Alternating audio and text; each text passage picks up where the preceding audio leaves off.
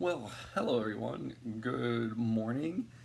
Pardon the sweat beads off my head. I recently finished a very short run, and it was wonderful. So that's actually what we're going to talk about today: is the wonderful nature of a short run, and relating it to our talk yesterday, where we talked about some of my favorite body weight exercises and general strength. So there's a lot of principles that I use when coaching. One is perceived effort. One is negative splits. Perceived effort being being aware of your body and how hard your body is working. So not relying on an outside device like a clock, a watch, or a heart rate monitor to tell you how you're doing, but to learn to listen to yourself. Listen to your breath, your rate of breath, the nature of your breath. Is it shallow and chesty, or is it in your belly? Is it your abdominal breath work?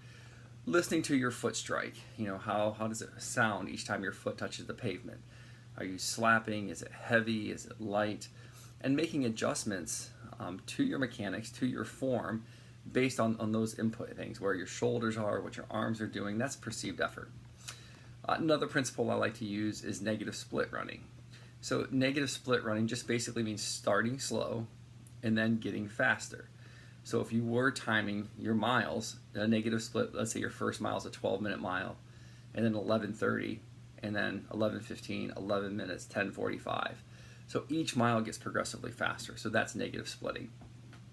So I wanted to tie those concepts in to what we talked about yesterday, which was body weight exercises: abs, planks, push-ups, air squats, jumping jacks, jump rope, things like that I also like to incorporate into training.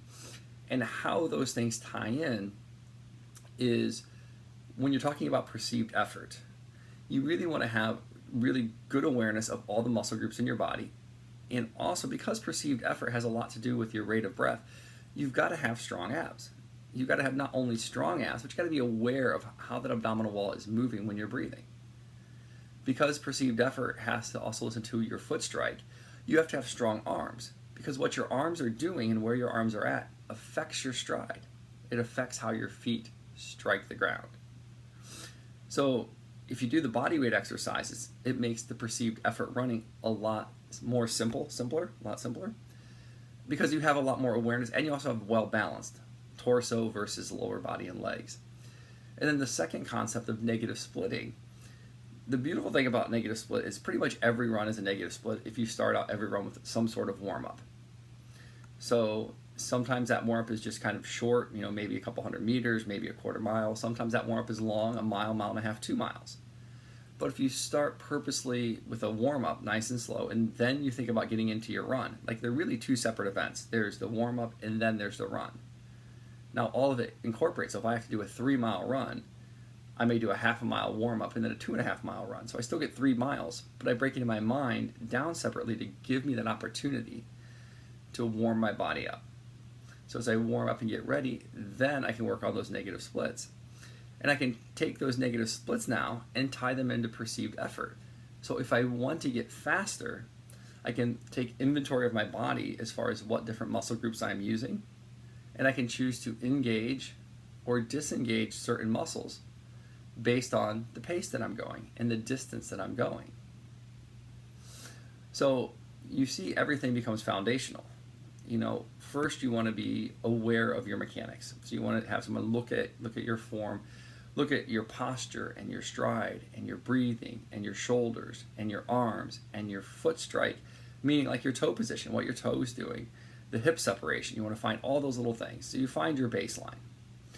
And then once you get awareness of what those different aspects are, then we start working on building even strength. So some people may have like a really strong upper body but a really weak abs. Some people may have really strong abs but like no arm or shoulder strength. We want to work on finding those balances. And as we find those balances, we want to find out how they plug into running.